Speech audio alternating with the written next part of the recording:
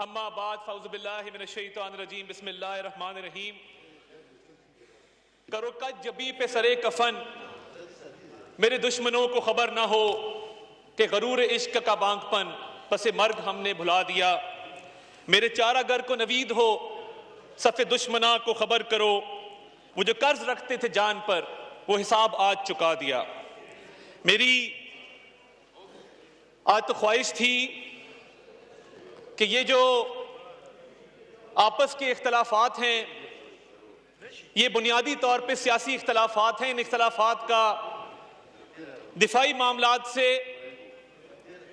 और खारजा पॉलिसी से कोई ताल्लुक नहीं है। 1965 की जंग हुई तो इधर अपोजिशन लीडर के दादा थे जिन्होंने कहा था कि ये कौम दुश्मन नहीं जानता कि उसने किस कौम को ललकारा है। आई विश, और ये मैं सबके लिए कह रहा हूं, इस साइड पे बैठे लोगों के लिए भी और इस साइड पे, I wish we were half the men and women our grandfathers वर।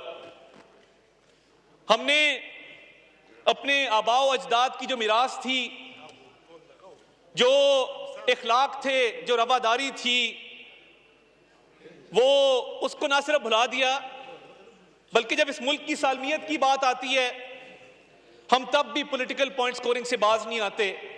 मैं आज दोबारा ये बात करूंगा, ना मैं आपके लीडर को बुरा कहूंगा ना मैं अपने लीडर को अच्छा कहूंगा, क्योंकि आज बात पाकिस्तान की है, सिर्फ पाकिस्तान की और सिर्फ पाकिस्तान की है।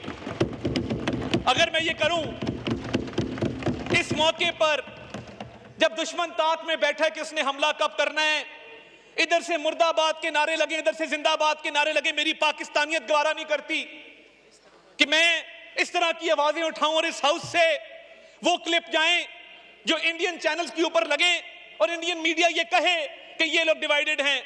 हम कतई ये बात नहीं करते, ना हम इस बात के कायल हैं। मुझे जो पूछेगा मैं उसे कहूंगा कि इमरान खान भी उतना अच्छा है जितनी हमारी लीडरशिप अच्छी है, क्योंकि आज बात पाकिस्तान की है। आपस में लड़ने के लिए बहुत टाइम है, महीने बाद लड़ लेंगे, 2 महीने बाद लड़ लेंगे, तो मेरा गिरेबान पकड़ लेना, मैं तुम्हारा गिरेबान पकड़ लूंगा। मगर किसी चीज का कोई वक्त होता है, कोई बात मौके की मुनासबत से होती है, कुछ अपने बड़ों से ही सीख लें। और मैंने आज जनरल अयूब खान के हवाले से जो बात की वो इसलिए की कि वो डायलॉग आज भी लोगों के ज़हनों में जिंदा है कि दुश्मन नहीं जानता उसने किस कौम को ललकारा है। हम तो उस वक्त नहीं थे, मगर हमने अपने बड़ों से सुना कि ये वो जज्बा था, ये वो कौमी यकजहती थी जो ये कौम रखती थी। और मुझे फख्र है कि आज बुचर ऑफ गुजरात की तमाम पॉलिसियां नाकाम हो चुकी हैं। मैं कल लाइन ऑफ कंट्रोल के पास बेला नूर शाह के एक कस्बे में मौजूद था। हम फॉरेन मीडिया को, लोकल मीडिया को वहां पर लेकर गए जहां पर भारत कहता था कि दहशतगर्दों के तरबियती कैंप मौजूद हैं, दहशतगर्दों को तरबियत दी जा रही है, और पीर चनासी से और बेला नूर शाह के कस्बे से दहशतगर्द सरहद पार गए हैं। दुश्मन मक्कार भी है, बदनीयत भी है और दुश्मन बेवकूफ भी है। और दुश्मन की बेवकूफी की दलील यह है कि एक ऐसी जगह पहलगाम जो सरहद से, अगर हाउस एंड ऑर्डर कर लें जनाब स्पीकर, ये कौमी अहमियत का इशू है, ये चलते रहेंगे, हमारी चिट्टें बाद में भी ले आते हैं आपके लिए। तो ये जो पहलगाम का इलाका है जो सरहद से 150-200 किलोमीटर की दूरी पर है, दुश्वार गिदार इलाका है, पहाड़ हैं और जंगल हैं, ये कैसे हो सकता है कि पीर चनासी से या बेला नूर शाह से, पाकिस्तान से ये लोग जाके वहां पे इन्होंने हमला किया हो? आपकी 9 लाख फौज जो भारत पर काबिज है इलीगली ऑक्यूपाइड इंडियन कश्मीर में, वो वहां पे झक मार रही है। आज जब कश्मीरियों को उठा के दरिया बुर्द कर दिया जाता है और एक नौजवान की लाश निकालते हैं और कहते हैं कि इसने छलांग मारी, ये हमारे से बचने के लिए भाग रहा था, टॉर्चर किया जा रहा है, कश्मीरियों को शहीद किया जा रहा है, जेलों से निकाल निकाल के लोगों को कत्ल किया जा रहा है। वो 9 लाख फौज जो गासिब फौज है, जो काबिज फौज है, जिसने पिछली 7 दिहाइयों से मजलूम कश्मीरियों के ऊपर जुल्म ढाने के अलावा कोई और काम नहीं किया, वो आप कर लें, कोई बात नहीं। आज आप भी जिंदाबाद है, मैं भी जिंदाबाद हूं, हम सब पाकिस्तानी हैं। आप जो मर्जी कह लें, आज आप मुझे गाली भी देंगे, मैं जवाब नहीं दूंगा।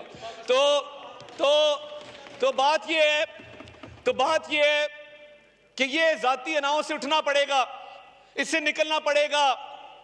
ये जो 9 लाख काबिज फौज है, ये आज भी वो क्या जज्बा है कि जब कोई कश्मीरी शहीद होता है, पता है कि पाकिस्तान का परचम वहां पे मुमानियत है, मगर आज भी माएं बहनें अपने बेटों को, अपने भाइयों को पाकिस्तान के परचम में दफन करती हैं।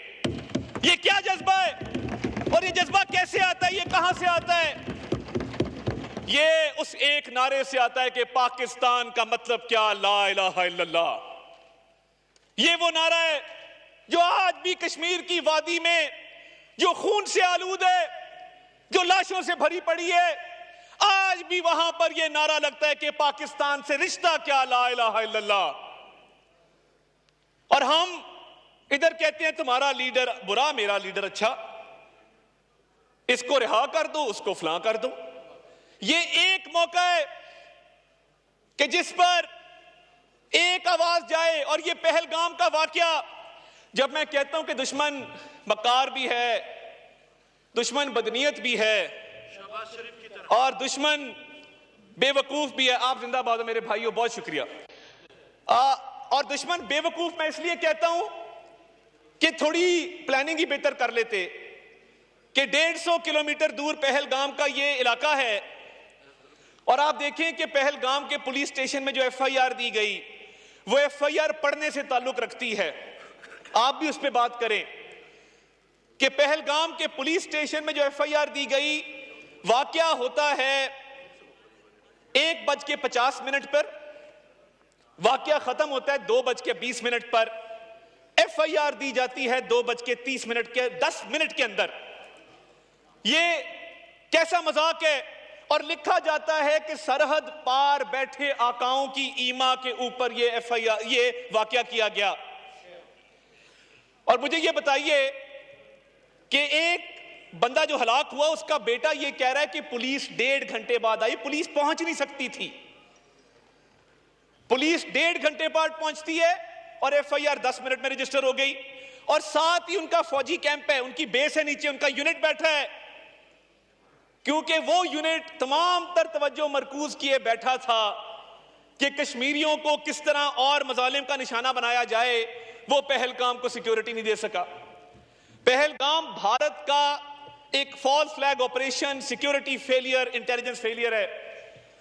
वो राहत इंदौरी एक भारत में शायर गुजरे हैं, वो कहते थे कि सरहद पर तनाव है क्या, पता करो चुनाव है क्या। ये क्यों कहा? ये जो बिहार के इलेक्शन की बात हो रही है और बिहार के अंदर बीजेपी के जो अजाइम हैं, ये फॉल्स फ्लैग ऑपरेशन उस लिए भी है, पाकिस्तान की इकोनॉमिक प्रोग्रेस को रोकने के लिए भी है। और इनका ख्याल था कि ऐसा फॉल्स फ्लैग ऑपरेशन करेंगे। और ये FIR ने सब कुछ एक्सपोज कर दिया। और आपने वो वीडियो देखी होगी, जो शख्स जिप लाइन के ऊपर जा रहा है, कहा गया कि इनडिस्क्रिमिनेट फायर है, बिला इश्ताल फायरिंग की गई है और चुन चुन के हिंदुओं को अलहदा करके मारा गया है। बिल्कुल झूठ है। एक मुसलमान भी इस वाकये में जहां बहक हुआ। और अगर इनडिस्क्रिमिनेट फायर होता तो बंदा जिप लाइन पे जो एंजॉय करता जा रहा है, नीचे नजर आ रहा है लोग किस तरह आराम से फिर रहे हैं, कुछ लोग भाग रहे हैं मगर बाकी लोग आराम से इत्मीनान से फिर रहे हैं। तो क्या यह दलील काफी नहीं है?